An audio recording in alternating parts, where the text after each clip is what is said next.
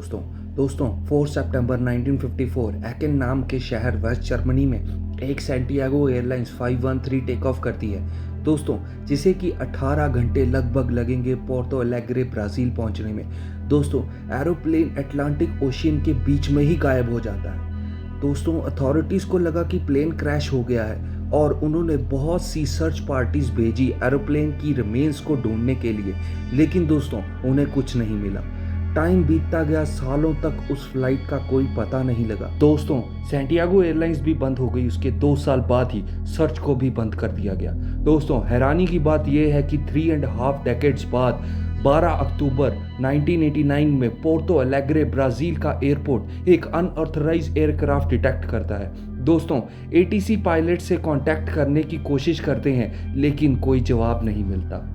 दोस्तों जैसे तैसे प्लेन लैंड होता है, एरोप्लेन एकदम अच्छी कंडीशन में होता है और जब उस प्लेन का दरवाज़ा खोला जाता है तो उनकी रूह कांप जाती है। दोस्तों उन्हें 92 स्केलेटन्स मिलते हैं जो कि परफेक्टली प्रिजर्व्ड और सेफली सीट बेल्ट लगाए हुए हैं। यहाँ तक कि पायलट्स भी अपनी सीट्स पर बैठे स्केलेटन्स थे। तो दोस्तों सोचिए 1954 से फ्लाइट 1989 में कैसे पहुंची? क्या ये एक टाइम ट्रैवल था? दोस्तों टाइम ट्रैवल के बारे में आपने बहुत सी मूवीज़ में देखा होगा और ये साइंस फिक्शन मूवीज़ हमें भी अच्छी बहुत लगती हैं, लेकिन दोस्तों क्या टाइम ट्रैवल सच में पॉसिबल है?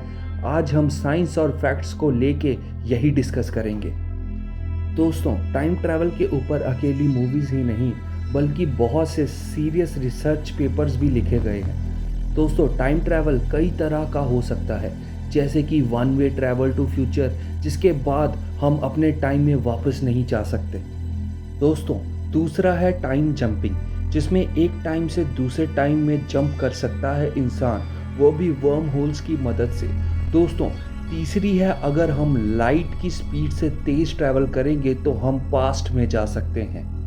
दोस्तों आज की डेट में अगर कोई हमें कहे कि टाइम ट्रैवल सच में पॉसिबल है तो क्या आप मानेंगे? दोस्तों आज की डेट में टाइम ट्रैवल पॉसिबल है, जो कि बेस्ड है आइंस्टाइन की थ्योरी ऑफ स्पेशल रिलेटिविटी पे, जो कि रिलेटिव है स्पीड के। दोस्तों एग्जांपल दिया जाए तो सोचिए अगर एक एयरक्राफ्ट लाइट की स्पीड से तेज ट्रैवल करे और आप उसके अंदर हों और वो स्पेस में 10 साल इधर उधर घूम के आए, तो दोस्तों अर्थ का टाइम 9000 साल बाद का होगा। है ना हैरानी की बात? दोस्तों ये थ्योरी एक्चुअल में प्रूव की गई हैफले एंड किएटिंग एक्सपेरिमेंट में, जिसमें 2 एटॉमिक क्लॉक्स यूज़ की गई जो कि प्रिसाइजली टाइम मेज़र करती हैं। दोस्तों दोनों क्लॉक्स को सेम टाइम पे रखा गया। अब दोस्तों उसमें से एक क्लॉक को एरोप्लेन में रख दिया जाता है और एरोप्लेन धरती का एक पूरा चक्कर काट के वापस आता है। दोस्तों तो देखने को मिलता है जो क्लॉक प्लेन में रखी गई थी उसका टाइम नैनो सेकेंड्स पीछे चला गया है। दोस्तों इसे कहते हैं टाइम डायलेशन। दोस्तों अगर आप फ्यूचर में ट्रैवल करना चाहते हैं तो आज के टाइम में ये साइंटिफिकली पॉसिबल है, बस हमारे पास ऐसा प्लेन या ऑब्जेक्ट नहीं है जो लाइट की स्पीड से भी तेज़ जा सके। लेकिन दोस्तों बढ़ती टेक्नोलॉजी के साथ कुछ भी पॉसिबल हो सकता है। तो दोस्तों ये तो बात हो गई लाइट की स्पीड से तेज़ मूव करके टाइम ट्रैवल करने की। एक और तरीका है जिसे हम फ्यूचर में टाइम ट्रैवल कर सकते हैं दोस्तों, और वो है ग्रेविटी। दोस्तों ये तरीका भी टाइम डायलेशन की वजह से हो सकता है, जिसे कि आइंस्टाइन ने बताया जहाँ ज़्यादा ग्रेविटी होती है उसके आसपास की चीज़ें स्लो हो जाती हैं। दोस्तों इसे समझाने के लिए हम इमेजिन कर सकते हैं एक बड़ी सी मेश। दोस्तों जितना बड़ा और भारी ऑब्जेक्ट होगा उसकी उतनी ही ग्रेविटेशनल पुल होगी। दोस्तों इसे एक्सप्लेन किया गया है इंटरस्टेलर मूवी में, जिसमें वो ब्लैक होल जिसे कि सबसे हैवीएस्ट ऑब्जेक्ट मानते हैं यूनिवर्स में, उसके पास वाले प्लैनेट पर लैंड करते हैं, जहां बिताया हर घंटा प्लैनेट के बाहर 7 साल के बराबर होता है। तो दोस्तों हमने ये तो जान लिया है कि फ्यूचर में टाइम ट्रैवल करना मुमकिन है, लेकिन पास्ट का क्या हम पास्ट में भी जा सकते हैं? दोस्तों जून 28, 2009 में मशहूर फिजिशिस्ट स्टीफन हॉकिंग ने एक पार्टी रखी थी टाइम ट्रैवलर्स के लिए, लेकिन उस पार्टी में कोई नहीं आया।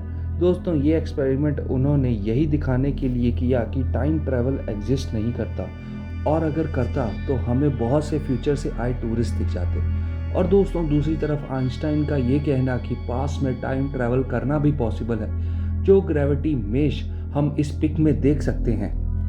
अगर कोई ऑब्जेक्ट इतना भारी हो कि ग्रेविटी मेश को फाड़ के दूसरी तरफ निकल आए तो एक वर्म होल क्रिएट हो सकता है दोस्तों, जिसे हम पास में ट्रैवल कर सकते हैं। दोस्तों हमारे आसपास बहुत से वर्म होल्स होते हैं, पर वो एटम के साइज से भी छोटे होते हैं। बस हमें उस होल्स को बड़ा करना होगा, और वो होगा बहुत सारी एनर्जी से, वो भी नेगेटिव एनर्जी, जिसे हम एंटी ग्रेविटेशनल फोर्स भी कह सकते हैं। दोस्तों एग्जाम्पल के तौर पर बताया जाए, जैसे दो सेम पोल्स की मैग्नेट रिपेल करती है। दोस्तों अगर मान लीजिए हम पास में ट्रैवल कर सकते हैं दोस्तों, उसके बाद भी बहुत सी प्रॉब्लम्स हमारे सामने आती हैं, जो कि है पैराडॉक्सिस। दोस्तों सबसे पहले तो पैराडॉक्सिस बहुत से होते हैं, जैसे कि ग्रेट ग्रैंडफादर पैराडॉक्स, जिसमें सोचिए आप टाइम में पीछे गए और आपने ग्रेट ग्रैंडफादर से मिले, उन्हें मार दिया, तो दोस्तों इस हिसाब से तो आप कभी पैदा ही नहीं होंगे। दोस्तों दूसरा है प्रीडेस्टिनेशन पैराडॉक्स, जिसमें आप कोई अनहोनी टालने के लिए पास में जाते हैं और आप उसी अनहोनी का कारण बन जाते हैं। फिर दोस्तों यहाँ मल्टीवर्स का कॉन्सेप्ट भी आ जाता है कि एक बार जो हुआ वो दोबारा होगा, और अगर हम पास में जा रहे हैं तो दोस्तों वो कोई और यूनिवर्स होगा। दोस्तों ये सब थ्योरी सोच के ही लगता है कि पास में ट्रैवल करना इम्पॉसिबल है, पर दोस्तों हु नोज आने वाली टेक्नोलॉजी का क्या कमाल दिख जाए। दोस्तों वीडियो अच्छी लगी हो तो चैनल को सब्सक्राइब जरूर करिए, और हमें कमेंट करके ज़रूर बताइए कि वीडियो कैसी लगी। धन्यवाद।